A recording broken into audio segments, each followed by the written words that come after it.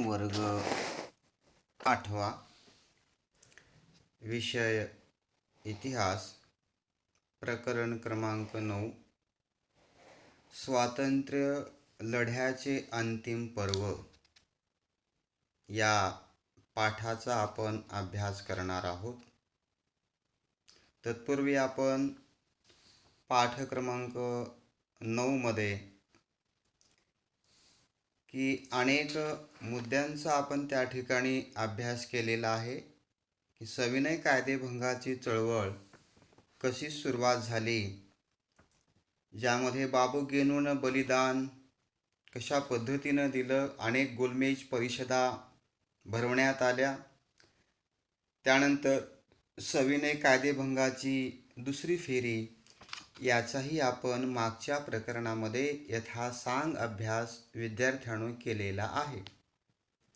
तर असो की या पाठामध्ये अर्थामध्ये प्रकरण क्रमांक 9 या प्रस्तुत पाठामध्ये आपल्याला कोणकोणत्या मुद्द्यांचा अभ्यास करावयाचा आहे।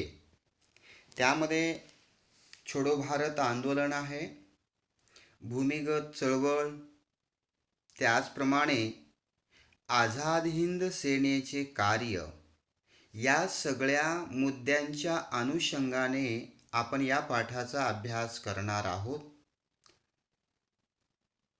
1935चा कायदा हा पहिला मुद्दा आपल्या प्रकरण क्रमांक 9 मध्ये दिलेला आहे। या कायद्यामध्ये काय तरतूद केली गेली की भारतामध्ये ज्या ज्या ठिकाणी ब्रिटिशांचं शासन आहे, तर अशा प्रकारचे हे प्रांत किंवा ही जी ब्रिटिशांची संस्थाने आहेत आणि या सर्वांचं मिळून एक संघराज्य स्थापन करावं, अशा प्रकारची तरतूद या 1935च्या कायद्याच्या अन्वये करण्यात आली। परंतु हा कायदा असा सांगत होता की ब्रिटिश शासित प्रदेशांचा कारभार भारतीय प्रतिनिधींच्या हाती सोपवण्यात येणार होता। संस्थानांना संघराज्यामध्ये सामील झाल्यास स्वायत्ता राहणार नव्हती, त्यामुळे संस्थानिकांनी संघराज्यात सामील होण्यास नकार दिला आणि म्हणून साहजिकच या कायद्यातील संघराज्याची योजना अंमलामध्ये आली नाही।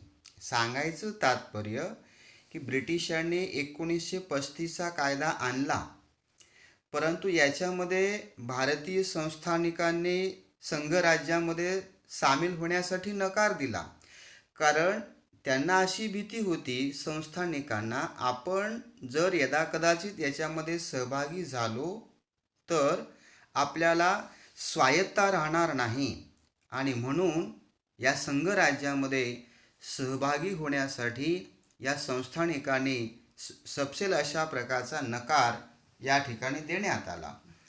त्यानंतर प्रांतिक मंत्रिमंडळे यांची स्थापना करण्यात आली। की झालं काय की 1935चा जो कायदा केला, या कायद्यानं 1885 मध्ये जी राष्ट्रीय सभा स्थापन झाली, या राष्ट्रीय सभेचं कसल्याही प्रकारचं समाधान त्या कायद्याने त्या ठिकाणी झालं नाही। तरी सुद्धा या कायद्यानुसार होणाऱ्या प्रांतिक कायदेमंडळाच्या निवडणुकीमध्ये राष्ट्रीय सभेने सहभाग घेण्याचे ठरवले। ठीक आहे की आपलं समाधान 1935च्या कायद्यानं झालेलं नाहीये, तरी सुद्धा या ठिकाणी की कायदेमंडळाच्या ज्या निवडणुका होणार आहेत, या निवडणुकीमध्ये राष्ट्रीय सभेनं सहभाग घेण्याचं त्या ठिकाणी ठरवलेलं आहे। साहजिकच 1937 मध्ये देशातील 11 प्रांतांमध्ये निवडणुका झाल्या, त्यापैकी 8 प्रांतांमध्ये राष्ट्रीय सभेला बहुमत मिळून त्यांची मंत्रिमंडळे सत्तेवर आली आणि इतर 3 प्रांतांमध्ये कोणत्याही पक्षाला बहुमत न मिळाल्याने तेथे संमिश्र मंत्रिमंडळे बनवण्यात आली। विद्यार्थ्यांनो, की हे लक्षात ठेवा, 1935चा कायदा, या कायद्याने राष्ट्रीय सभेचं कसल्याही प्रकारचं समाधान झालेलं नाही. असं असताना सुद्धा की राष्ट्रीय सभेनं की होणाऱ्या प्रांतिक मंडळाच्या निवडणुकीमध्ये जवळपास 11 अशा प्रकारची प्रांतिक मंडळे होती आणि या 1937च्या निवडणुकीमध्ये राष्ट्रीय सभेनं आपला सहभाग त्या ठिकाणी नोंदवला आणि त्यांना घवघवीत अशा प्रकारचं यश म्हणजे जवळपास 8 प्रांतामध्ये राष्ट्रीय सभेला त्या ठिकाणी बहुमत प्राप्त झालं. त्यांची मंत्रिमंडळं त्या ठिकाणी सत्तेवर आली आणि मग की कोणत्याही एका पक्षाला बहुमत न मिळालेले असे 3 प्रांत होते आणि त्यामध्ये संमिश्र अशा प्रकारची मंत्रिमंडळ त्या ठिकाणी स्थापन करण्यात आली. या मंत्रिमंडळाच्या माध्यमातून अर्थामध्ये राष्ट्रीय सभेनं जे मंत्रिमंडळ तयार केलेलं होतं त्यांना जे बहुमत मिळालेलं होतं त्यातून त्यांनी खूप चांगली कामं केलेली आहेत. उदाहरणार्थ की जे राजबंदी आहेत की स्वातंत्र्य लढ्यामध्ये ज्यांनी उडी घेतली त्यांना तुरुंगवास भोगावा लागलेला आहे, अशा राजबंद्यांची तुरुंगातून मुक्तता करण्याचं काम या राष्ट्रीय मंत्रिमंडळानं केलेलं आहे.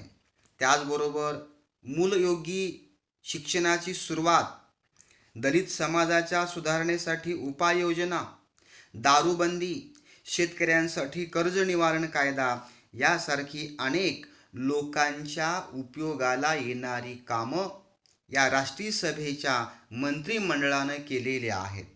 एक जिद्द, चिकाटी, परिश्रम इथून सुरुवात आपल्याला करायची आहे हा हेतू राष्ट्रीय सभेनं मनामध्ये त्या ठिकाणी आणला आणि जवळपास 8 प्रांतामध्ये त्यांची मंत्रिमंडळ सत्तेवर आली आणि सत्तेवर आल्यानंतर खूप काही चांगली कामं या राष्ट्रीय सभेच्या मंत्रिमंडळाने करून दाखवलेली आहेत. हे उदाहरणार्थ शेतकऱ्यांसाठी कर्ज निवारण आपण मागं पाहिलेलं आहे की ब्रिटिश सरकारनं शेतकऱ्यांची पिळवणूक कशी केलेली आहे आणि शेतकऱ्यांनी ज्या जमिनी आहेत त्या सावकारांकडे कशा प्रकारे गहाण टाकलेल्या आहेत हा भाग आपण मागे त्या ठिकाणी अभ्यास केलेला आहे. तर अशा रीतीनं प्रांतिक मंत्रिमंडळ सत्तेवर आलेली आहे. त्याच्यानंतर पुढचा जो पॉईंट आहे तो म्हणजे क्रिप्स योजना. दुसऱ्या महायुद्धात इंग्लंडने जपानच्या विरोधात अमेरिकेचा पक्ष घेतला की जगामध्ये दुसरं जागतिक महायुद्ध 1939 ते 1945 या दरम्यानच्या कालखंडामध्ये दुसऱ्या महायुद्धाला सुरुवात झाली आणि या दुसऱ्या महायुद्धामध्ये इंग्लंडने जपानच्या विरोधामध्ये की अमेरिकेच्या बाजूने त्या ठिकाणी तो उतरला, अमेरिकेचा पक्ष घेतला. जपानी फौजा भारताच्या पूर्व सीमेनजीक येऊन धडकल्या.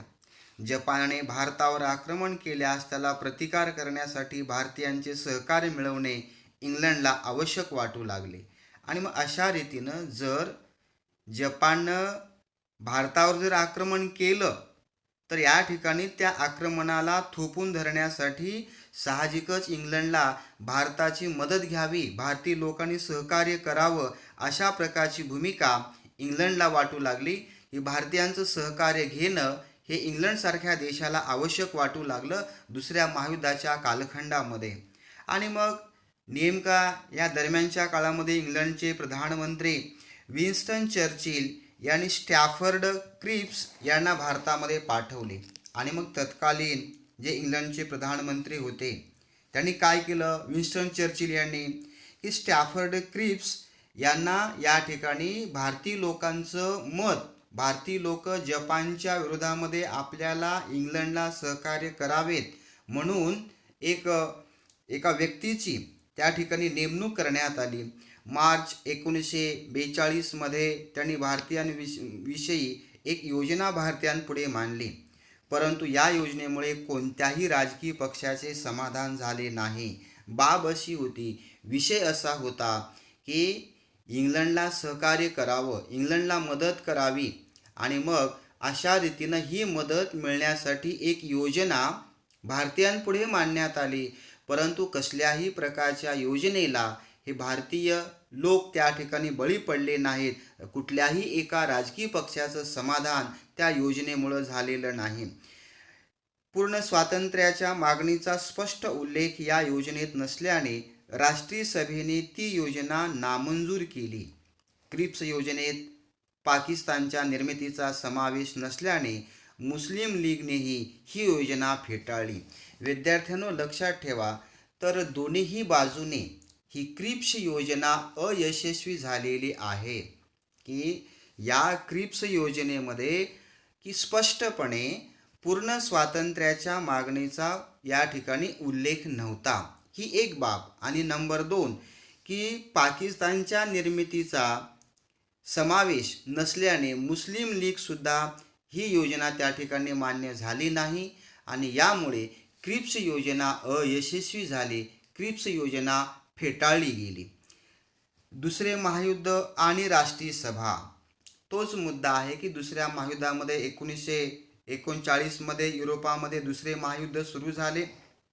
तत्कालीन व्हाईसरॉय लॉर्ड लिनलिथिगो यांनी भारत इंग्लंडच्या बाजूने युद्धात सामील झाल्याची घोषणा केली.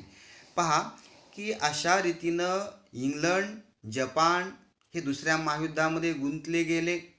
आणि मग असं झालं तरी की या ठिकाणी तत्कालीन जे इंग्लंडचे व्हाईसरॉय होते लॉर्ड लिनलिथिगो यांनी काय केलं, भारत हा इंग्लंडला सहकार्य करेल, इंग्लंडच्या बाजूने तो युद्धामध्ये सहकार्य करणार आहे, अशा प्रकारची घोषणा त्यांनी करून टाकली. युरोपात लोकशाहीचे रक्षण करण्यासाठी आपण लढत असल्याचा दावा इंग्लंडने केला. एकीकडे भारतासारख्या देशावर आपला वसाहतवाद, साम्राज्यवाद, आपलं वर्चस्व त्या ठिकाणी निर्माण करायचं आणि दुसरीकडे खोटा दावा करायचा की या ठिकाणी आपण लोकशाहीचं रक्षण करण्यासाठी या युद्धामध्ये लढत आहोत. अशा प्रकारचा खोटा दावा इंग्लंडने त्या ठिकाणी केला. हा दावा खरा असेल तर इंग्लंडने भारताला ताबडतोब स्वातंत्र्य द्यावे अशी मागणी राष्ट्रीय सभेने केली. इंग्लंडचं मत काय होतं, 1939ला जे दुसरं महायुद्ध सुरू झालं, या युद्धामध्ये आपली बाजू पटवून देण्यासाठी आम्ही लोकशाहीचं रक्षण करणारे आहोत, हित करणारे आहोत, ही दुटप्पी भूमिका इंग्लंडने त्या ठिकाणी घेतली. आणि मग साहजिकच की खऱ्या अर्थाने तुम्ही जर लोकशाहीचे रक्षण करणारे तारणहार जर असाल, तुम्ही भारतावर जो ताबा मिळवलेला आहे, जो वर्चस्व केलेला आहे, तर तुम्ही काय करा, भारताला ताबडतोब तुम्ही स्वातंत्र्य देऊन टाका. अशा प्रकारची मागणी राष्ट्रीय सभेने या दरम्यानच्या कालखंडामध्ये केली. ही मागणी पूर्ण करण्यास इंग्लंडने नकार दिला. म्हणजे एकीकडे दुसऱ्या महायुद्धाचं समर्थन काय करायचं, आम्ही लोकशाहीचे रक्षण करणारे आहोत, आणि भारताला स्वातंत्र्य द्या म्हटलं तर ती मागणी पूर्णपणे इंग्लंडने फेटाळून लावलेली आहे, स्पष्टपणे नकार दिलेला आहे. आणि मग तात्पर्य, नोव्हेंबर 1939मध्ये राष्ट्रीय सभेच्या प्रांतिक मंत्रिमंडळाने राजीनामे दिले. आपण मागं पाहिलं की 1935च्या कायद्याने राष्ट्रीय सभेनं एकूण 11 प्रांतामध्ये निवडणुका झाल्या. 8 प्रांतामध्ये की राष्ट्रीय सभेची मंत्रिमंडळ त्या ठिकाणी तयार झाली. खूप चांगली कामं त्यांनी केली गेली. आणि परंतु की या ठिकाणी या राष्ट्रीय सभेच्या मंत्रिमंडळाने आपले राजीनामे त्या ठिकाणी देऊन टाकले. त्याच्यानंतर आपल्या पाठातला जो पुढचा पॉईंट आहे, छोडो भारत चळवळ. क्रिप्स योजना फेटाळली गेली. क्रिप्स योजना दोघांनाही मान्य नव्हती. अर्थामध्ये राष्ट्रीय सभा आणि मुस्लिम लीग, त्यांची 2 कारणं आपण वरती पाहिलेली आहे. आणि मग क्रिप्स योजनेनंतर राष्ट्रीय सभेने स्वातंत्र्यासाठी प्रखर चळवळ करण्याचा निर्धार केला. वर्धा येथे 14 जुलै 1942 रोजी राष्ट्रीय सभेच्या कार्यकारिणीने भारतातील ब्रिटिश सत्ता ताबडतोब संपुष्टात आणून भारताला स्वातंत्र्य देण्याची मागणी करणारा ठराव संमत केला. तर विद्यार्थ्यांनो, क्रिप्स योजनेच्या नंतर ही फेटाळली गेली असली तरी की ही जी स्वातंत्र्याची चळवळ आहे त्याची धार कुठेही कमी झालेली नाही आहे. अधिक प्रखर अशा भूमिकेतून स्वातंत्र्यासाठी चळवळ करण्याचा निर्धार अधिक जोमानं त्या ठिकाणी करण्यात आला. अर्थामध्ये 14 जुलै 1942ला या राष्ट्रीय सभेच्या कार्यकारिणीनं वर्धा येथे एक ठराव संमत करण्यात आला आणि भारताला या ठिकाणी स्वातंत्र्य देण्याची मागणी करणारा हा ठराव संमत करण्यात आला आणि किंबहुना ब्रिटिश सरकारनं ही जर मागणी अमान्य केली तर राष्ट्रीय सभा भारताच्या स्वातंत्र्यासाठी अहिंसक चळवळ सुरू करेल असा इशाराही देण्यात आला की अधिक ब्रिटिशांच्या विरोधाला कुठंही न जुमानता खोट्या भूल आणि थापा यांना बळी न पडता आपला कार्यक्रम या ठिकाणी राष्ट्रीय सभेनं चालूच ठेवला आणि अशा रीतीनं अधिक प्रखर अशा प्रकारची अहिंसक चळवळ सुरू होईल असा इशाराही या ठिकाणी देण्यात आला. त्यानंतर छोडो भारत ठराव हा मुद्दा आपण त्या ठिकाणी पाहणार आहोत. 7 ऑगस्ट 1942 रोजी मुंबईच्या गवालिया टँक मैदानावर, अर्थामध्ये त्याला क्रांती मैदान असं म्हटलं जातं, राष्ट्रीय सभेचे अधिवेशन सुरू झाले. तर अधिक अहिंसक मार्गाने चळवळ या ठिकाणी प्रभावी करण्याचा निर्धार राष्ट्रीय सभेनं घेतला आणि मुंबईला जे काही गवालिया टँक मैदान आहे त्याला आपण क्रांती मैदान असं म्हणतो, यामध्ये राष्ट्रीय सभेचं अधिवेशन भरलं गेलं. या अधिवेशनाचे अध्यक्ष म्हणून की मौलाना अबुल कलाम आझाद हे होते. ब्रिटिशांनी भारत सोडून जावे या राष्ट्रीय सभेच्या कार्यकारिणीने वर्धा येथे मंजूर केलेल्या ठरावावर मुंबई येथील अधिवेशनामध्ये शिक्कामोर्तब होणार होते. तर अशा रीतीनं ब्रिटिशांच्या विरोधामध्ये राष्ट्रीय सभेनं अहिंसक मार्गाने लढा द्यायला सुरुवात केली की अधिक प्रखर जोमाने की इंग्रजांच्या दडपशाहीला न जुमानता की छोडो भारत हा ठराव या ठिकाणी पास करण्यात आला आणि मग या राष्ट्रीय सभेच्या कार्यकारिणीने वर्धा येथे भरलेल्या संमेलनामध्ये, अधिवेशनामध्ये त्यावर या ठिकाणी शिक्कामोर्तब करण्यात येणार होते. 8 ऑगस्ट रोजी पंडित जवाहरलाल नेहरूने मांडलेला हा छोडो भारत ठराव प्रचंड बहुमताने मंजूर झाला आणि मग की पंडित जवाहरलाल नेहरू यांनी मांडलेला हा जो ठराव होता की छोडो भारत हा ठराव प्रचंड बहुमताने अधिवेशनामध्ये पास करण्यात आला, तो संमत करण्यात आला. गांधीजींच्या नेतृत्वाखाली देशव्यापी अहिंसक आंदोलन सुरू करण्याचा निर्णयही घेण्यात आला आणि मग अशा रीतीने एक निर्णय, देशव्यापी निर्णय की अहिंसक मार्गाने आपल्याला ब्रिटिशांच्या, इंग्रजांच्या विरोधामध्ये छोडो भारत हा ठराव या ठिकाणी पंडित नेहरूंनी मांडला आणि त्याला मंजुरी देण्यात आली. गांधीजी म्हणाले, या क्षणापासून तुमच्यापैकी प्रत्येक स्त्री पुरुषाने आपण स्वतंत्र झालो आहोत असे समजले पाहिजे आणि आपण स्वतंत्र भारताचा नागरिक म्हणून वागले पाहिजे. तर गांधीजींनी देशातल्या या लोकांना या ठिकाणी संबोधित केलं की या क्षणापासून तुमच्यापैकी प्रत्येक स्त्री पुरुषाने आपण स्वतंत्र आहोत असे समजले पाहिजे. की गांधीजींनी अहिंसक मार्गाने आंदोलन करत असताना या आंदोलनामध्ये जे जे सहभागी झालेले आहेत त्यांना असं सांगितलं, त्यांनी असं समजलं पाहिजे की आता आपण काय केलेलं आहे की स्त्री पुरुष, प्रत्येक स्त्री पुरुषाने आपण स्वतंत्र झालो आहोत असं समजलं पाहिजे आणि एक स्वतंत्र भारताचा नागरिक म्हणून आपण या ठिकाणी वागले पाहिजे. आपण भारताला स्वतंत्र तरी करू किंवा हे भगीरथ प्रयत्न करत असताना मरून तरी जाऊ. गांधीजींनी जनतेला करेंगे या मरेंगे या भावनेने बलिदानास सिद्ध होण्याचे स्फूर्तिदायक आवाहन केले. तर विद्यार्थ्यांनो, गांधीजींनी या ठिकाणी या छोडो भारत आंदोलनामध्ये की करेंगे या मरेंगे हा अशा प्रकारचा एक मंत्र, स्फूर्तिदायक अशा प्रकारचा मंत्र, एक आवाहन गांधीजींनी जनतेला केलं की हे भगीरथ प्रयत्न करत असताना दोनच गोष्टी होणार आहेत, एक तर आपल्याला स्वातंत्र्य मिळेल किंवा आपल्याला मरण तरी येईल. आणि मग या दिवसापासून गांधीजींनी की जनतेला एक मंत्र दिला, करेंगे या मरेंगे. तर अशा प्रकारे अहिंसक आंदोलन अधिक की तीव्र करण्याचा प्रयत्न राष्ट्रीय सभेनं केलेला आहे. जन आंदोलनाला प्रारंभ. जन म्हणजे लोक. आता लोकांच्या आंदोलनाला त्या ठिकाणी मोठ्या प्रमाणावर सुरुवात करण्यात आली. तर पहा, राष्ट्रीय सभेच्या प्रमुख नेत्यांना अटक झाल्याचे वृत्त देशभर पसरले. संतप्त जनतेने जागोजागी मिरवणुका काढल्या.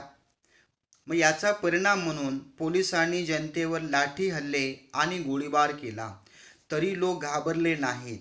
मग या दरम्यानच्या काळामध्ये की इंग्रजांनी काय केलं की या राष्ट्रीय सभेतले जे प्रमुख नेते होते, उदाहरणार्थ पंडित जवाहरलाल नेहरू असतील, महात्मा गांधीजी असतील, मौलाना अबुल कलाम आझाद असतील, या सर्व नेत्यांना इंग्रजांनी या ठिकाणी अटक केली. आणि मग अशा प्रकारचं हे जे वृत्त आहे, ही जी बातमी आहे, ती देशभर पसरण्यात आली. मग याचा राग मनामध्ये घेऊन देशातल्या संतप्त झालेल्या लोकांनी जागोजागी इंग्रजांच्या विरोधामध्ये, ब्रिटिशांच्या विरोधामध्ये मिरवणुका काढल्या आणि त्याचा परिणाम म्हणून पोलिसांनी लोकांवर, या जनमानसावर लाठी हल्ले केले. एवढंच नाही, गोळीबार सुद्धा केला, तरी लोक त्या दडपशाहीला, जुलूमशाहीला तुसभरही घाबरलेले नाहीत. काही ठिकाणी ब्रिटिश सरकारच्या दडपशाहीचे प्रतीक असणारे तुरुंग, पोलीस ठाणे, रेल्वे स्थानके इत्यादी ठिकाणी आंदोलकांनी हल्ले केले.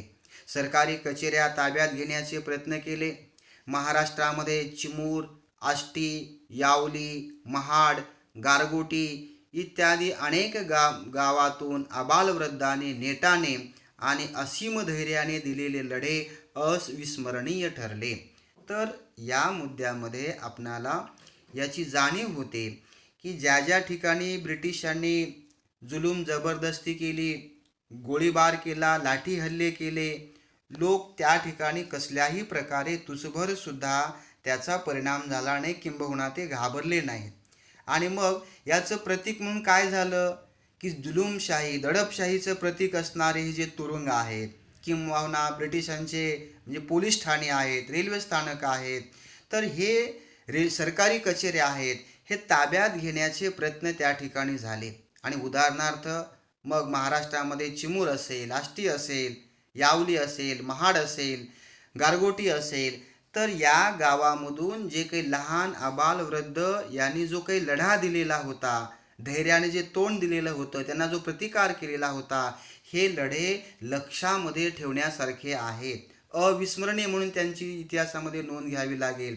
तर अशा रीतीनं जन आंदोलनाला ब्रिटिशांच्या विरोधामध्ये फार मोठं यश मिळालेलं आहे. त्यानंतर स्फूर्तिगाथा बालवीरांची हा एक चौकटी वजा परिच्छेद त्या ठिकाणी दिलेला आहे.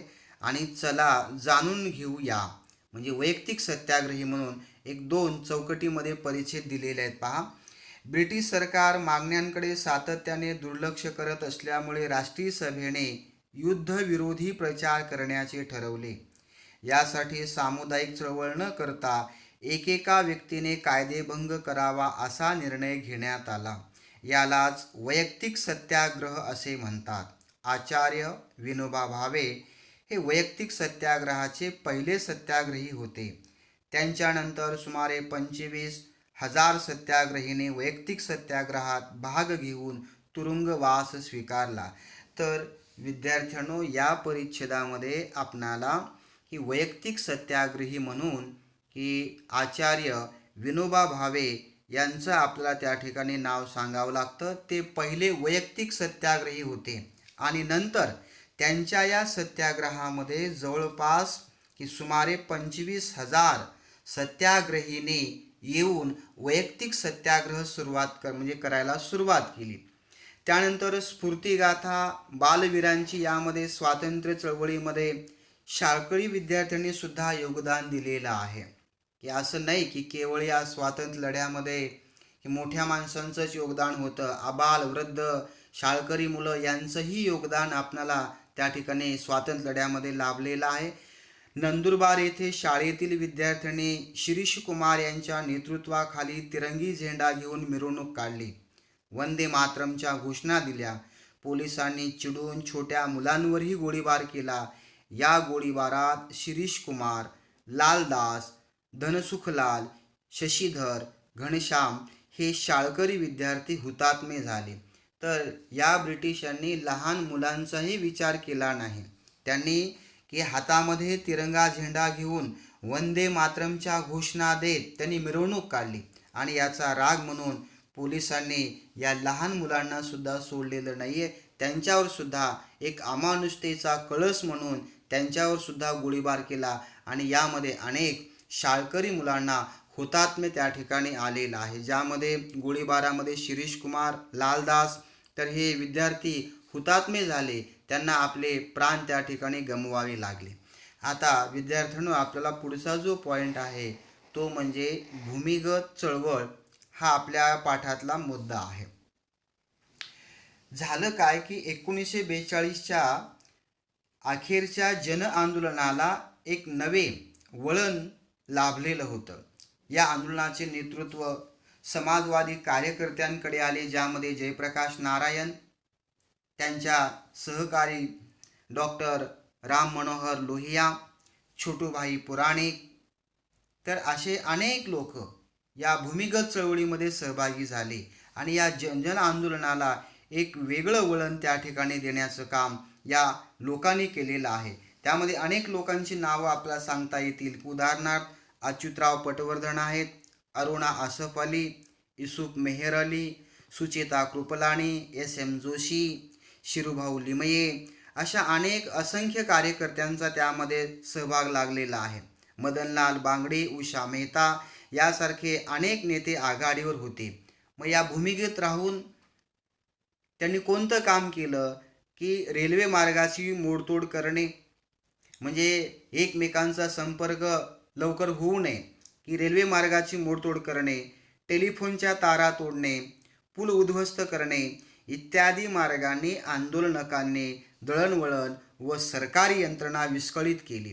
तर याच्या माध्यमातून की भूमिगत चळवळीच्या माध्यमातून या वर सांगितलेल्या सर्व लोकांनी कोणतं कार्य केलं की जे ब्रिटिशांनी तयार केले जे रेल्वे रूळ आहेत, मार्ग आहेत, त्यांची तोडफोड केली, अस्ताव्यस्त केली. किंबहुना लवकर या ब्रिटिश अधिकाऱ्यांचा पोलिसांचा संपर्क होऊ नये, टेलिफोनच्या तारा तोडण्यात आल्या, जे पूल होते ते उद्ध्वस्त करण्यात आले आणि मग या मार्गाने या आंदोलनकांनी दळणवळण व्यवस्था, सरकारी यंत्रणा विस्कळीत करण्याचा त्या ठिकाणी म्हणजे प्रयत्न केला. संपूर्ण भारतात या आंदोलनाचे पडसाद उमटले. सिंध प्रांतात हेमू कलाने यांनी हत्यारबंद ब्रिटिश सेना घेऊन जाणारी रेल्वे येत असल्याचे वृत्त कळताच आपल्या साथीदारांसह रेल्वे मार्ग उद्ध्वस्त करण्याचा प्रयत्न केला आणि मग अशा रीतीनं काही बातम्या या लोकांमध्ये पोचवल्या जात होत्या. भूमिगत चळवळीमध्ये जे काम करणारे लोक आहेत, अशीच एक बातमी त्यांना त्या ठिकाणी कळाली की सिंध प्रांतात हेमू कलाने यांनी हत्यारबंद ब्रिटिश सेना घेऊन जाणारी रेल्वे येत असल्याचे वृत्त कळताच आपल्या साथीदारांसह त्यांनी काय केलं, रेल्वे मार्ग उद्ध्वस्त करण्याचा प्रयत्न केला आणि त्या केलेल्या प्रयत्नाचा म्हणजे त्यांना परिणाम भोगावा लागला की न्यायालयाने त्यांना फाशीची शिक्षा सुनावली. सध्याच्या रायगड जिल्ह्यातील कर्जत तालुक्यातील भाई कोतवाल यांचा आझाद दस्ता, नागपूरच्या जनरल आवारी यांची लाल सेना, अशा गटांनी कित्येक महिने सरकारला सळो की पळो करून सोडले. तर अशा रीतीनं अनेक सेना, अनेक संघटना, भूमिगत चळवळ असो किंवा रायगड जिल्ह्यातील कर्जत तालुक्यातील भाई कोतवाल यांचा आझाद दस्ता, नागपूरच्या जनरल आवारी यांची लाल सेना, असे जे गट होते, या गटांनी ब्रिटिश यंत्रणा सळो की पळो करून सोडली, त्यांची यंत्रणा खिळखिळी केली. तर अशा रीतीने प्रत्येकांचं योगदान या स्वातंत्र्य लढ्यामध्ये लाभलेलं आहे. त्यामध्ये मुंबईला विठ्ठल झवेरी, उषा मेहता व त्यांच्या साथीदाराने एक गुप्त प्रक्षेपण केंद्र स्थापन केले. त्याला आझाद रेडिओ म्हणतात. त्यावर राष्ट्रभक्तीची गीते गायली जात, देशातील आंदोलनाच्या बातम्या प्रसारित केल्या जात, देशभक्तीपर भाषणे प्रक्षेपित केली जात. तर अशा रीतीनं या ठिकाणी की प्रत्येकाच्या माध्यमातून वेगवेगळं कार्य केलं जात आहे. मुंबई प्रांतामध्ये विठ्ठल झवेरी, उषा मेहता आणि त्यांचे साथीदार हे एकत्र आले आणि एक गुप्त अशा प्रकारचं प्रक्षेपण केंद्र त्यांनी सुरू केलं. त्याला त्यांनी नाव काय दिलं, आझाद रेडिओ असं त्याचं नामकरण करण्यात आलं. आणि मग या आझाद रेडिओवर या ठिकाणी राष्ट्रभक्तीची गीते गायली जात. या गीताच्या माध्यमातून तरुणांच्या मनामध्ये, भारतीय लोकांच्या जनमानसांच्या मनामध्ये राष्ट्रभक्तीची प्रेरणा निर्माण व्हावी, हा त्या पाठीमागचा हेतू. आणि मग अशा रीतीनं की देशभरातील ज्या आंदोलनाच्या बातम्या आहेत त्या आझाद रेडिओवरून या ठिकाणी प्रक्षेपित केल्या जात, देशभक्तीपर भाषणे प्रक्षेपित केली जात आणि मग याचा परिणाम की देशभरातल्या आंदोलनाला प्रोत्साहन त्या ठिकाणी मिळालं आणि अशी प्रक्षेपण केंद्र कोलकात्याला उभा करण्यात आलं, दिल्लीला उभा करण्यात आलं, पुणे येथे ही अशा प्रकारची प्रशिक्षण केंद्र त्या ठिकाणी चालवण्यात आली. या सगळ्यांचा उद्देश एकच होता की ब्रिटिश यंत्रणा, मग ते रेल्वेचे पूल उद्ध्वस्त करणं असेल, तारा तोडणं असेल, तर पोलीस ठाण्यावर हल्ला करणं असेल, तर या प्रकारच्या माध्यमातून जन आंदोलन अधिक तीव्र करण्याचा प्रयत्न या भूमिगत चळवळीमध्ये त्या ठिकाणी करण्यात आला. प्रतिसरकारची स्थापना हा त्याच्या पुढचा पॉईंट. देशाच्या काही भागामध्ये ब्रिटिश अधिकाऱ्यांची तिथून त्यांना हकलून देण्यात आलं, त्यांची हकालपट्टी करण्यात आली आणि त्या ठिकाणी लोकांचा विचार करणारी, लोकांना मदत करणे, लोकाभिमुख अशा प्रकारची सरकार त्या प्रांतामध्ये स्थापन करण्यात आली आणि यालाच प्रतिसरकार हे नाव देण्यात आलं. मग अशा प्रकारची प्रतिसरकार कोणत्या ठिकाणी की बंगालमधील मिदनापूर, उत्तर प्रदेशातील बालिया व आझमगड, बिहारमधील भागलपूर व पूर्णिया या जिल्ह्यात प्रतिसरकारे स्थापन करण्यात आली. तर अशा रीतीने देशाच्या वेगवेगळ्या भागामध्ये ब्रिटिश सरकारांची म्हणजे अधिकाऱ्यांची त्या ठिकाणी हकालपट्टी करण्यात आली, त्यांना पळवून लावण्यात आलं आणि तिथे प्रतिसरकारची स्थापना करण्यात आली. या प्रतिसरकारनं लोकांच्या उपयोगाची असणारी कामं त्या ठिकाणी करण्यात आली. उदाहरणार्थ उत्तर प्रदेशामध्ये की बालिया असेल, आझमगड असेल, बिहारमधील भागलपूर, पूर्णिया या जिल्ह्यामध्ये अशा प्रकारची प्रतिसरकार स्थापन करून लोकाभिमुख अशा प्रकारची कामं करण्यात आली. त्याचा अर्थ अन्वय अर्थ जर जोडायचा झाला तर महाराष्ट्रामध्ये सुद्धा अशा प्रकारची प्रतिसरकार सातारा जिल्ह्यामध्ये क्रांतिसिंह नाना पाटील यांच्या नेतृत्वामध्ये स्थापन करण्यात आली. 1942 ब्रिटिश शासन त्या ठिकाणी संपुष्टात आणलं आणि कुंडल येथील क्रांती अग्रणी GD उर्फ बापू लाड यांच्या नेतृत्वाखाली स्थापन झालेल्या तुफान सेनेच्या माध्यमातून कर गोळा करणे, कायदा व सुव्यवस्था टिकवणे, गुन्हेगारांना शासन करणे यासारखी कामे प्रतिसरकारमार्फत केली जात असत. तर प्रतिसरकारमार्फत कोणकोणती कामे केलेली आहेत, लोकाभिमुख अशा प्रकारची कामं की उदाहरणार्थ जे गुन्हेगार आहेत या गुन्हेगारांना शासन करणं असेल, त्याचबरोबर की कायदा आणि सुव्यवस्था टिकवणं असेल, तर यासारखी लोकउपयोगी कामं या प्रतिसरकारनं केलेली आहेत. या सरकारने नेमलेल्या लोकन्यायालयाद्वारे केलेला न्यायनिवाडा लोक स्वीकारत असत. तर न्यायदानाचा ज्यावेळेस आपण विचार करतो की या प्रतिसरकारनं जे न्यायदान केलेलं आहे ते न्यायदान या लोकांनी, भारतीय लोकांनी स्वीकारलेलं आहे. सावकारशाहीला विरोध केला, दारूबंदी केली, साक्षरतेचा प्रसार केला, जातीभेद निर्मूलन अशी अनेक विधायक कामे या सरकारने केली. त्यामुळे प्रतिसरकार जनतेचे प्रेरणास्थान ठरले की ज्या ठिकाणी ब्रिटिश अधिकाऱ्यांची सत्ता होती त्यांची हकालपट्टी केली आणि महाराष्ट्रामध्ये सुद्धा सातारा जिल्ह्यामध्ये अशाच प्रकारचे प्रतिसरकार स्थापन करण्यात आलं. आणि एका वाक्यामध्ये सांगायचं म्हटलं तर या प्रतिसरकारनं लोकोपयोगी अशा प्रकारची कामं त्या ठिकाणी केलेली आहेत. आणि मग हे जे प्रतिसरकार आहे हे प्रतिसरकार जनतेचं एक प्रकारे प्रेरणास्थान ठरलेलं आहे असं म्हटलं तरी ते या ठिकाणी वावगं ठरणार नाही. चले जाव चळवळीचे महत्त्व. आता अशा रीतीने भारतीय या सगळ्या गोष्टीचा ज्यावेळेस आपण आढावा घेतो चळवळीचा, मग ती राष्ट्रीय सभा असेल, भूमिगत चळवळ असेल, छोडो भारत आंदोलन असेल, प्रतिसरकारची स्थापना असेल, तर अशा रीतीनं ब्रिटिशांचा जो काही पाया होता तो खिळखिळा करण्याचा प्रयत्न या भारतीय चळवळीने केलेला आहे. आता त्यातलाच एक भाग म्हणजे चले जाव चळवळीचे महत्त्व या स्वातंत्र्य लढ्याच्या पर्वामध्ये कसं आहे पहा. 1942च्या चळवळीने देशव्यापी आंदोलनाचे स्वरूप धारण केले. केवळ एका भागापुरती ही चळवळ मर्यादित न राहता संपूर्ण देशभरामध्ये या चळवळीचं महत्त्व अधोरेखित करण्यात आलं आणि या चळवळीनं देशभरामध्ये एक उग्र अशा प्रकारे आंदोलनाचं स्वरूप घेतलेलं आहे. स्वातंत्र्य प्राप्तीचं उद्दिष्ट पूर्ण करण्यासाठी लक्षावधी भारतीयाने असीम त्याग केला.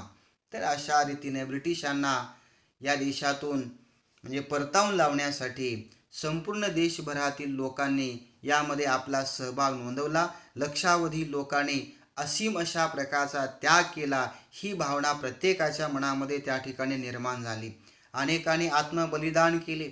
मागच्या पाठामध्ये आपण पाहिलं की परदेशी मालाने भरलेला ट्रक के मुंबईमध्ये आला आणि बाबू गेनू हा त्या ट्रक खाली आडवा झाला आणि त्याच्या अंगावरून शरीरावरून तो ट्रक म्हणजे घालण्यात आला आणि त्यामध्ये त्याला या ठिकाणी हुतात्म्य प्राप्त झालं. सांगायचं तात्पर्य या लढ्यामध्ये अनेकांना हुतात्म्य आलेला आहे. मग तो शाळकरी मुलगा असो किंवा आंदोलनामध्ये सहभागी झालेला एखादा व्यक्ती असो.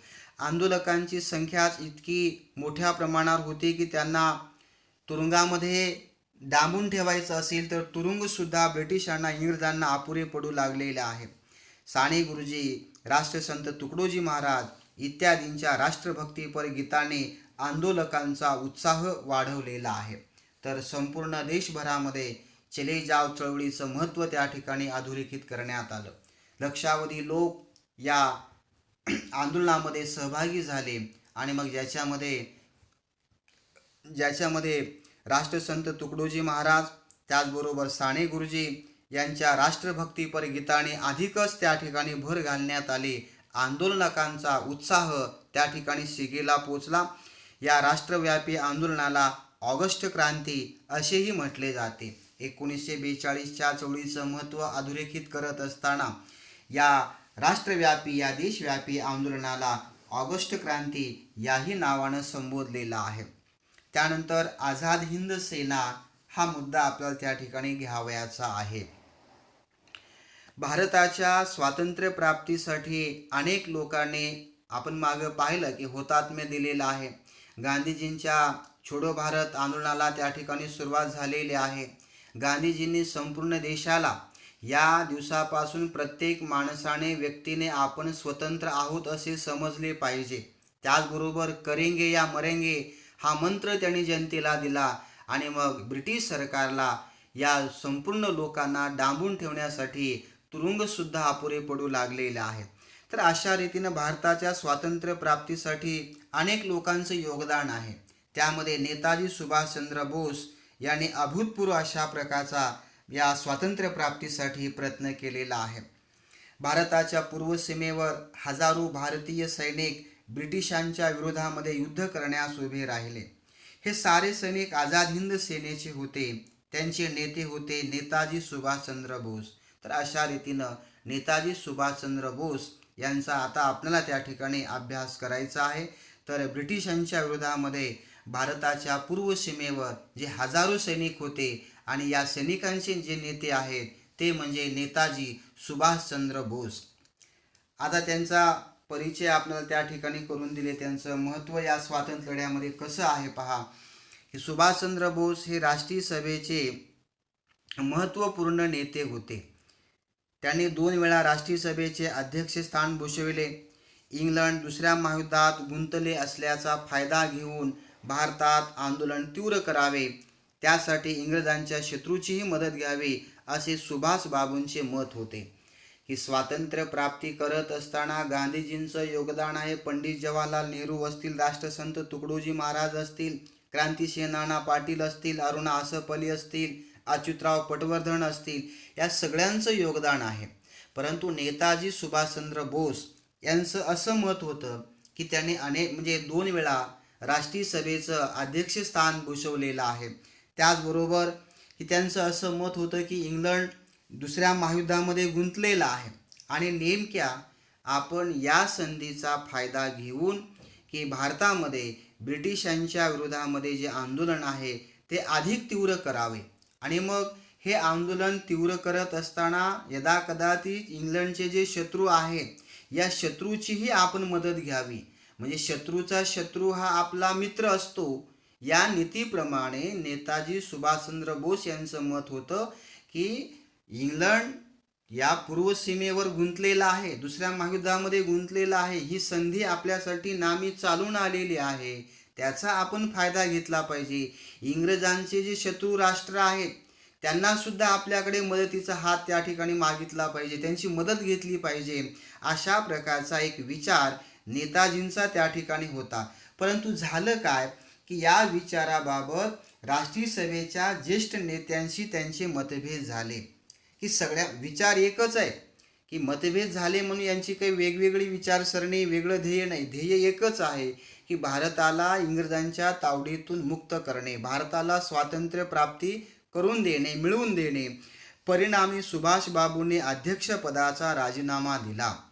की मगाशी जे आपण पाहिलं, राष्ट्रीय सभेचे अध्यक्ष म्हणून नेताजी सुभाषचंद्र बोस यांनी 2 वेळा अध्यक्षस्थान भूषवलेलं होतं. परंतु राष्ट्रीय सभेतले जे काही नेते होते त्यांच्यासोबत या विचारांशी मतभेद निर्माण झाले आणि मग परिणामी नेताजींनी, सुभाषबाबूंनी त्यांच्या अध्यक्षपदाचा त्या ठिकाणी राजीनामा दिला. आपले विचार जनतेपुढे मांडण्यासाठी त्याने फॉरवर्ड ब्लॉक हा पक्ष स्थापन केला आणि मग स्वातंत्र्य मिळवायचंच आहे त्या विचाराला त्याने तुसभरही बगल दिलेली नाही आहे आणि त्यासाठी त्यांनी एक स्वतः नवीन पक्ष त्या ठिकाणी काढला. हे फॉरवर्ड ब्लॉक नावाचा पक्ष त्यांनी स्थापन केला. सुभाषचंद्र बोस आपल्या भाषणातून ब्रिटिश सत्तेविरुद्ध उठाव करण्याचे आवाहन भारतीयांना करू लागले आणि मग ज्या ज्या ठिकाणी नेताजींनी आपल्या भाषणातून की ब्रिटिश सत्तेविरुद्ध आपल्याला उठाव करायचा आहे अशा प्रकारचे एक आवाहन, कळकळीचं आवाहन ते आपल्या भाषणातून भारतीय लोकांना करू लागले. त्यामुळे सरकारने त्यांना बंदिवासात टाकले. की नेताजींच्या भाषणामुळे अनेक लोक या स्वातंत्र्य लढ्यामध्ये सहभागी होऊ लागले, नेताजींच्या पाठीमागं येऊ लागले. त्यांच्या भाषणातील शक्ती इंग्रजांना कळाली की त्यांच्या भाषणामध्ये काय किंमत आहे, लोक त्यांच्या मागं किती आहेत आणि मग अशा रीतीनं त्यांनी म्हणजे ब्रिटिशांनी नेताजी सुभाषचंद्र बोस यांना या ठिकाणी बंदिवासामध्ये टाकले. तुरुंगात सुभाषबाबूंनी प्राणांतिक उपोषण सुरू केल्याने शासनाने त्यांना मुक्त करून त्यांच्या घरी नजरकैदेत ठेवले आणि मग अशा रीतीनं की त्यांना म्हणजे बंदिवासात टाकल्याच्या नंतर नेताजी सुभाषचंद्र बोस यांनी प्राणांतिक अशा प्रकारचं उपोषण सुरू केलं आणि मग शासनाने त्यांना त्यातून मुक्त केलं आणि नेताजींच्याच घरी त्यांना नजरकैदेमध्ये ठेवण्यात आलं. मग नेताजींनी त्या ठिकाणी काय केलं, वेषांतर केलं. सुभाषबाबूंनी सुटका करून घेतली. 1941च्या एप्रिलमध्ये ते जर्मनीला पोचले.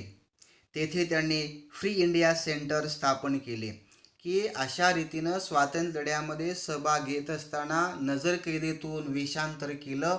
तिथून ते जर्मनीला 1941च्या एप्रिलमध्ये ते जर्मनीला गेले. तेथे त्यांनी फ्री इंडिया सेंटरची स्थापना केली. जर्मनीच्या बर्लिन रेडिओ केंद्रावरून भारताच्या स्वातंत्र्यासाठी जनतेने सशस्त्र लढ्यामध्ये भाग घेण्याचे आवाहन केले. तर अशा रीतीने या जर्मनीच्या बर्लिन रेडिओ केंद्रावरून भारताच्या स्वातंत्र्य लढ्यासाठी जनतेनं या सशस्त्र लढ्यामध्ये आपला सहभाग नोंदवावा, आपलं भाग नोंदवावा अशा प्रकारचं आवाहन नेताजींनी केलेलं आहे. आणि मग याच दरम्यानच्या काळामध्ये रासबिहारी बोस यांनी सुभाषबाबूला जपानला येण्याचे निमंत्रण दिले. तर अशा रीतीनं नेताजी सुभाषचंद्र बोस यांचं योगदान या स्वातंत्र्य लढ्यामध्ये आपल्याला या ठिकाणी म्हणजे पाहावं लागेल. त्यानंतर आझाद हिंद सेनेची स्थापना.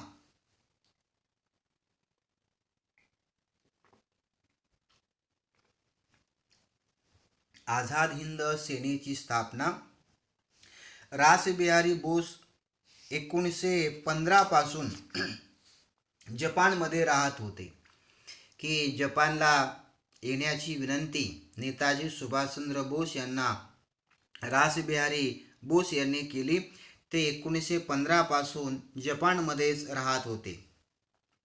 आग्नेय आशियातील देशप्रेमी भारतीयांना संघटित करून त्यांनी इंडियन इंडिपेंडन्स लीग नावाची संघटना स्थापन केली. तर अशा रीतीनं रासबिहारी बोस हे जपानमध्ये राहत होते. त्यांनी आग्नेय आशियातील जे देशप्रेमी आहेत, जे भारतातले लोक आहेत अशा लोकांना त्यांनी संघटित केलं आणि इंडियन इंडिपेंडन्स लीग नावाची संघटना स्थापन केली. 1942च्या पूर्वार्धात जपानने आग्नेय आशियातील ब्रिटिशांच्या ताब्यातील प्रदेश जिंकले.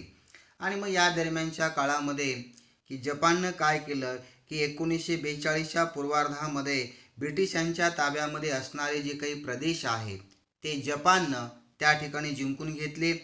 तेथील ब्रिटिश सैन्यातील हजारो भारतीय सैनिक व अधिकारी जपानच्या हाती लागले. आणि मग अशा रीतीनं तिथं असणारे जे काही भारतीय सैनिक आहेत, अधिकारी आहेत, साहजिकच जपानने त्यावर विजय मिळवलेला होता, सत्ता त्या ठिकाणी निर्माण केली, ते प्रदेश आपल्या ताब्यामध्ये घेतले आणि मग भारतीय सैनिक अधिकारी हे जपानच्या या ठिकाणी हाती लागले. मग युद्धबंदी झालेल्या भारतीय सैनिकांची एक पलटण कॅप्टन मोहनसिंग यांच्या मदतीने रासबिहारी बोस यांनी तयार केली. तिला आझाद हिंद सेना असे नाव दिले. पुढे नेताजी सुभाषचंद्र बोस यांनी आझाद हिंद सेनेचे नेतृत्व केले. तर अशा रीतीने आझाद हिंद सेनेची ही जी वाटचाल आहे, आझाद हिंद सेनेचं भारतीय स्वातंत्र्य लढ्यामध्ये जे योगदान आहे ते या ठिकाणी आपल्याला पाहावं लागेल. तर रासबिहारी बोस यांनी कोणाची मदत घेतली? कॅप्टन मोहनसिंग यांच्या मदतीने या ठिकाणी एक आझाद हिंद सेना त्या ठिकाणी तयार केली. त्याचं नाव आझाद हिंद सेना असं ठेवण्यात आलं आणि त्यांचं नेतृत्व नेताजी सुभाषचंद्र बोस यांनी केलं. 1943च्या ऑक्टोबरमध्ये नेताजींनी सिंगापूर येथे आझाद हिंद सरकार स्थापन केले. पहा, या स्वातंत्र्य लढ्यामध्ये नेताजी सुभाषचंद्र बोस यांचं योगदान हे अभूतपूर्व अशा प्रकारचं योगदान आहे. आणि यामध्ये शाहनवाज खान, जगन्नाथ भोसले, डॉक्टर लक्ष्मी स्वामीनाथन, गुरुबख्शिंग धिल्ला, प्रेमकुमार सेहगल इत्यादी त्यांचे प्रमुख सहकारी होते. तर हे जे विश्वासू सहकारी नेताजी सुभाषचंद्र बोस यांच्या होते, यांच्यासोबत होते, मग ज्यामध्ये शाहनवाज खान आहेत, जगन्नाथ भोसले आहेत, डॉक्टर लक्ष्मी स्वामीनाथन आहेत, त्यांचे विश्वासू सहकारी आहेत. कॅप्टन लक्ष्मी स्वामीनाथन या झाशीची राणी हे जे महिलांचं पथक होतं त्या पथकाच्या प्रमुख म्हणून काम करत होत्या. नेताजी सुभाषचंद्रांनी भारतीय जनतेला तुम मुझे खून दो मैं तुम्हें आझादी दूंगा असे आवाहन केले. तर नेताजी सुभाषचंद्र बोस यांनी भारतीय जनतेला अशा प्रकारचं आवाहन केलं की तुम मुझे खून दो मैं तुम्हें आझादी दूंगा, अशा प्रकारचं आवाहन नेताजींनी भारतीय म्हणजे लोकांना, जनतेला उद्देशून केलेला आहे. त्यानंतर आझाद हिंद सेनेचा पराक्रम हा मुद्दा आपल्याला त्या ठिकाणी पाहायचा आहे. नोव्हेंबर 1943 मध्ये जपानमध्ये अंदमान व निकोबार बेटे जिंकून ती आझाद हिंद सरकारच्या स्वाधीन केली.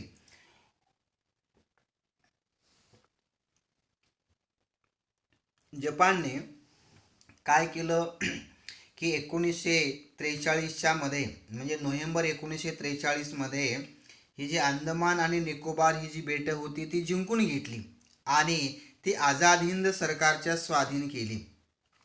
मग नेताजी सुभाषचंद्र बोस यांनी की त्यांना अनुक्रमे शहीद आणि स्वराज्य अशी नावे दिली. की अंदमान आणि निकोबार यांचं शहीद आणि स्वराज्य अशी नावे त्यांना देण्यात आली.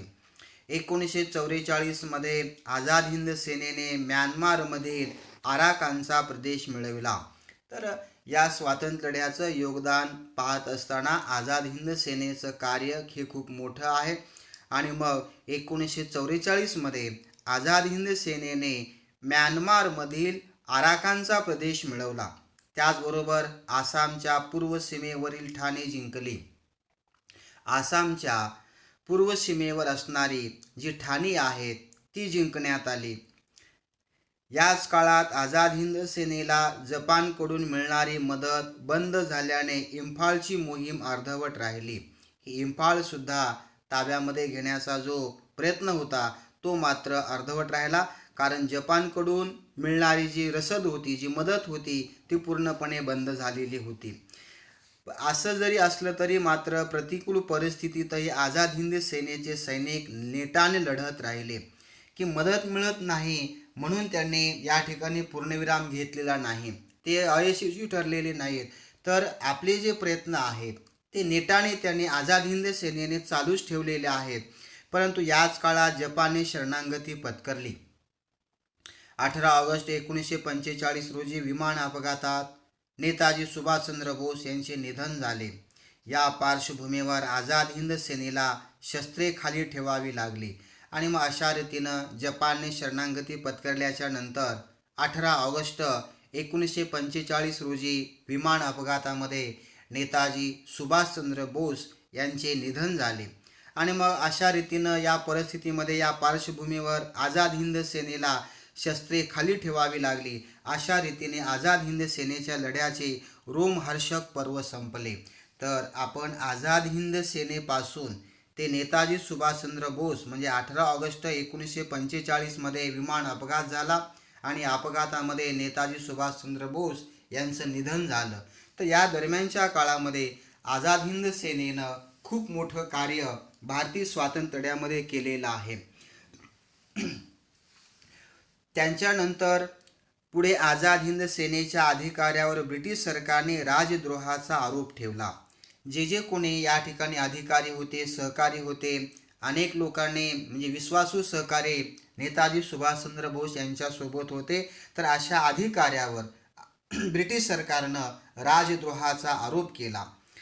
पंडित जवाहरलाल नेहरू, भुलाभाई देसाई, तेज बहादूर सप्रू यासारख्या निष्णांत कायदे पंडितांनी त्यांच्या बचावाचे काम केले.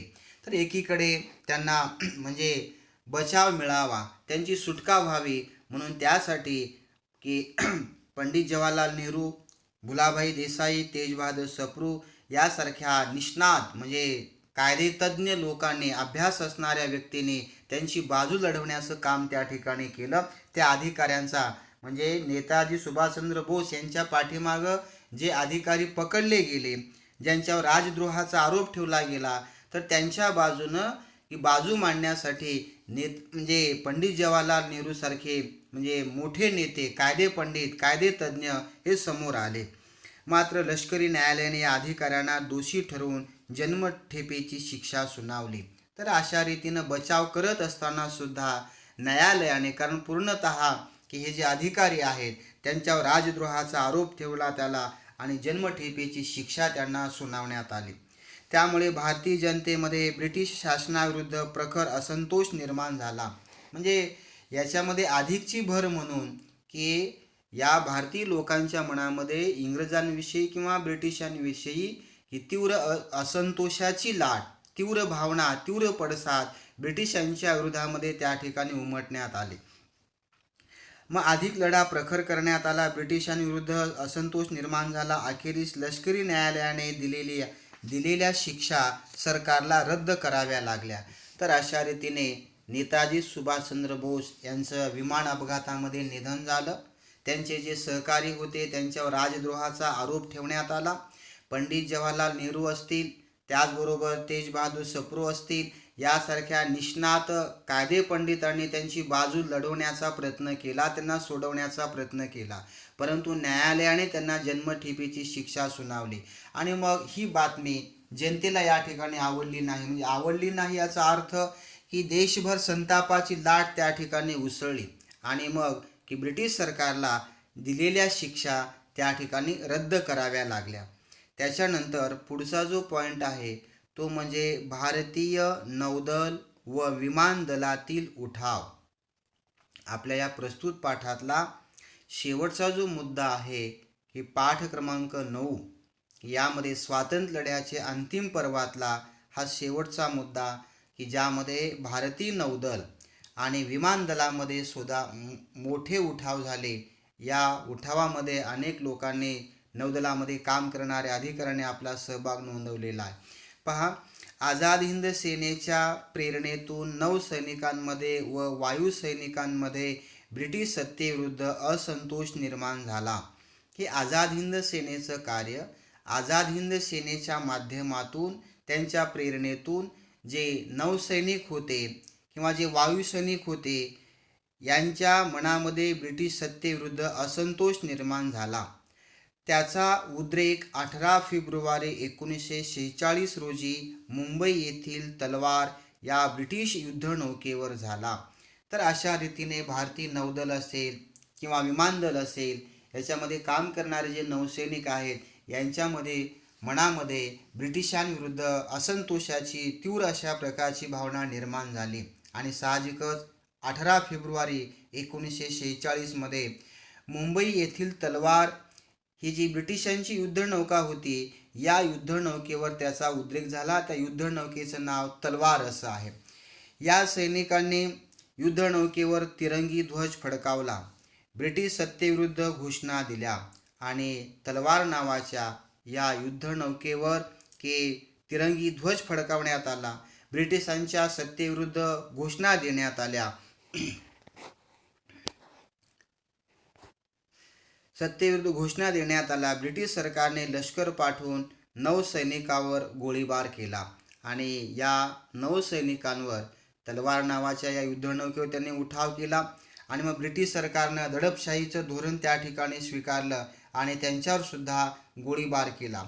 त्याला उठावकर्याने गोळीबारानेच उत्तर दिले, की जशास तसे की उत्तर देण्याचा प्रयत्न या नौसैनिकांकडून झाला आणि मग गोळीबारानेच उत्तर त्यांना देण्यात आलं. गोळीचं उत्तर गोळीनेच देण्यात आलं. मुंबई येथील कामगार आणि सामान्य लोकांनी नौसैनिकांना पाठिंबा दिला. तर अशा रीतीने नौसैनिकांमध्ये जे असंतोष निर्माण झाला, त्याचा उद्रेक त्या ठिकाणी या नौकेवर झाला आणि मग त्यांच्यावर गोळीबार करण्यात आला आणि या नौसैनिकांनी सुद्धा त्या गोळीबाराचं उत्तर आपल्याकडच्या बंदुकाने गोळीबारानेच दिलेलं आहे. आणि साहजिकच मुंबईतील कामगार आणि सामान्य लोकांनी सुद्धा या नौसैनिकांनी पाठिंबा दिलेला आहे. अखेरीस सरदार वल्लभभाई पटेल यांच्या मध्यस्थीने नौसैनिकांनी शस्त्रे खाली ठेवली आणि मग सरदार वल्लभभाई पटेल यांच्यामध्ये मध्यस्थी घडवून आणली आणि मग तेव्हा कुठे या नौसैनिकांनी आपल्या हातातील शस्त्रे जी ब्रिटिशांच्या विरोधामध्ये म्हणजे उठवलेली होती, गोळीबार केलेला होता, तर सरदार वल्लभभाई पटेल यांची मध्यस्थी या ठिकाणी कामी आली आणि या नौसैनिकांनी शस्त्रे खाली ठेवली. कारण त्यांना सुद्धा जनतेचा, मुंबईतल्या जनतेचा, सामान्य लोकांचा पाठिंबा होता. मुंबईतील नौसैनिकांच्या उठावाला पाठिंबा देण्यासाठी दिल्ली, लाहोर, कराची, अंबाला, मेरठ इत्यादी ठिकाणच्या हवाई दलातील अधिकाऱ्यांनी संप पुकारला. तर या स्वातंत्र्य लढ्यामध्ये आबालवृद्धांपासून युद्धनौकेवर काम करणाऱ्या सैनिकांपासून सगळे ब्रिटिशांच्या विरोधामध्ये या ठिकाणी रान उठवत आहेत. की या आझाद हिंद सेनेच्या नेताजी सुभाषचंद्र बोस यांच्या निधनानंतर सुद्धा प्रखर अशा प्रकारचा लढा उभारला गेला. नौसैनिकांनी त्या ठिकाणी उठाव केला. ब्रिटिशांनी तो उठाव दडपून टाकण्याचं काम केलं, परंतु म्हणजे जशास तसं उत्तर या नौसैनिकांनी दिलेलं आहे. आणि मग मुंबईतल्या या नौसैनिकांना पाठिंबा देण्यासाठी, या उठावाला म्हणजे समर्थन देण्यासाठी दिल्ली, लाहोर, कराची, अंबाला, मेरठ इत्यादी ठिकाणच्या हवाई दलामध्ये काम करणाऱ्या अधिकाऱ्यांनी संप पुकारलेला आहे.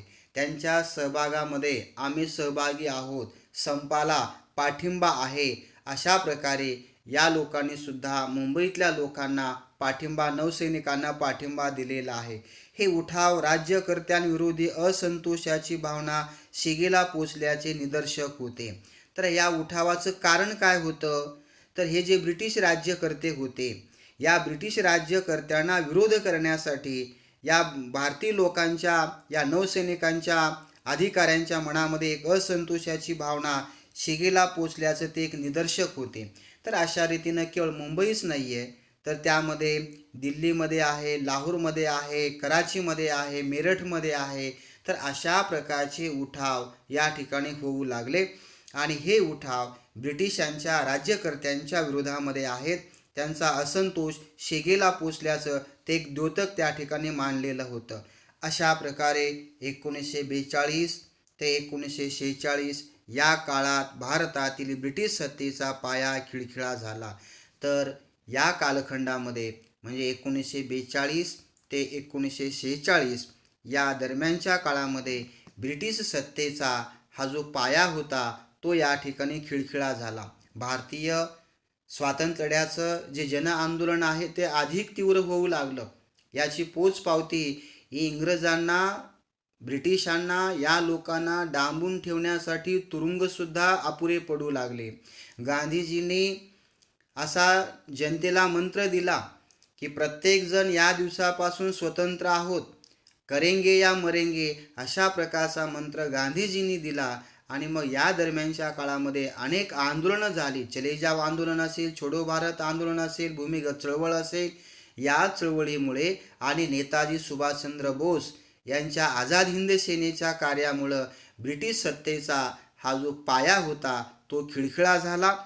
छोडो भारत आंदोलनातून भारतीय जनतेचा प्रखर ब्रिटिश विरोध व्यक्त झाला आणि ब्रिटिशांना हे कळू लागलं की भारतीय जन आंदोलन, स्वातंत्र्याप्रती असलेली लोकांची भावना ही अधिक तीव्र होत चाललेली आहे. जनतेचा प्रखर अशा प्रकारचा ब्रिटिशांच्या विरोधातला जो